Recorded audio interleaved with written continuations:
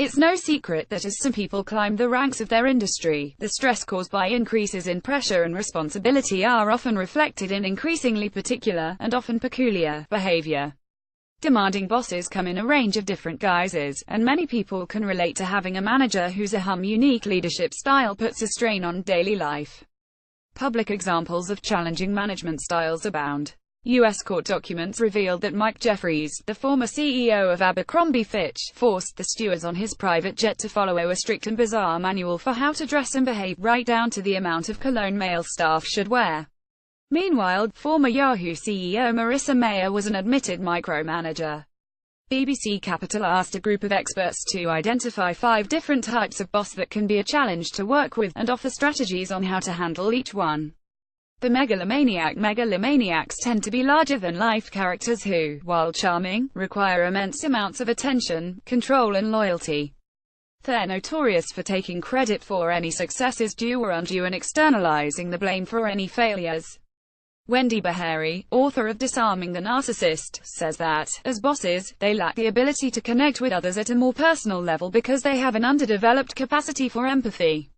Underneath all the bluster, boasting, bullying and controlling is someone who has a lot of insecurity and, ironically, a great sense of inadequacy that they are trying desperately to not expose, she explains.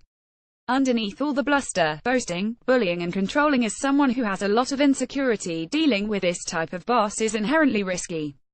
There's this myth that if you just follow them along they'll lead you to the spotlight, Behary says, but you have to be wary of the promises made by narcissists that seem to be in your favor, and you have to be careful when working with them never to get too attached to the outcomes. The micromanager micromanages are bosses that need to be involved in every aspect of an employee's work because they have a fear of giving up control. They like to check progress frequently, review completed tasks and be copied on all memos, causing tension with highly independent or well-seasoned workers. You might also like Marie G. McIntyre, author of Secrets to Winning at Office Politics, says the key to working with micromanagers is understanding that anxiety is the driving force behind this behavior. This is why a potential gut reaction of attempting to push them away is actually a big mistake. The key to working with micromanagers is understanding that anxiety is the driving force behind this behavior. That's the worst thing you can do because it makes the micromanager more anxious, she says. They not only don't know what's going on, but they start to think you might not tell them things, so they tend to push harder and hover more. Instead, respond to that anxiety by giving your boss more information and letting them know what you're working on, McIntyre explains. You want them to develop a sense of trust in you because the more the micromanager feels that you're not going to surprise them, the more comfortable they'll be in letting go. The dreamer higher one climbs up the food chain the further managers get from the day-to-day operations of a company, which is why many bosses can become hopeless dreamers who set lofty goals without offering tangible plans to accomplish them.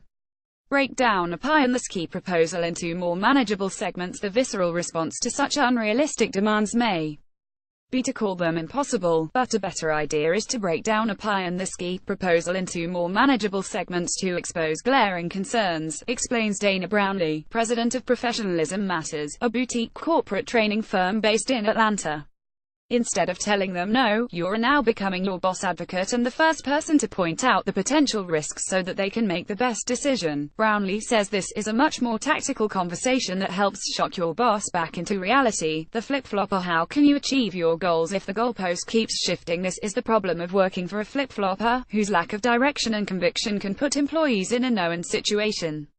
Working for this type of boss may require managing up. A recent survey of 1,000 UK workers by Brighton-based Crunch Accounting found that a lack of direction, 32%, and being indecisive, 21%, were the 2 most infuriating habits of British bosses. Brownlee says working for this type of boss may require managing up, or building a strategic relationship to help modify their indecisive behaviours. You have to take the lead and pull the information out of them by asking very pointed questions and documenting their responses. Brownlee adds that asking for tasks to be prioritized and checking in often to review expectations can help buffer you from undue blame when the boundaries of an assignment shift beyond your control. The overbearing boss tends to bulldoze through others' ideas with their own, hindering a collaborative environment and stifling attempts at teamwork. The domineering attitude makes it difficult for employees to question the best approach to a given task. You'll have the best chance for a constructive conversation if you can first unite behind the objective, says Jean-François Manzoni, president of IMD Business School in Lausanne, Switzerland. When you disagree on the how, always connect on the why, he advises. Only then will you have an avenue for dialogue. When you disagree on the how, always connect on the why no matter the boss type. Manzoni cautions that attaching labels like demanding or overbearing can ultimately become a self-fulfilling prophecy. The moment you label someone as difficult, you've just made them more difficult to work with because you're not going to give this person the benefit of the doubt anymore and you're not going to relate with them on a productive level. To comment on this story or anything else you have seen on BBC Capital, please head over to our Facebook page or message us on Twitter. If you liked this story, sign up for the weekly BBC.com features newsletter called If You Only Read 6 Things This Week. A hand-picked selection of stories from BBC Future, Culture, Capital and Travel, delivered to your inbox every Friday.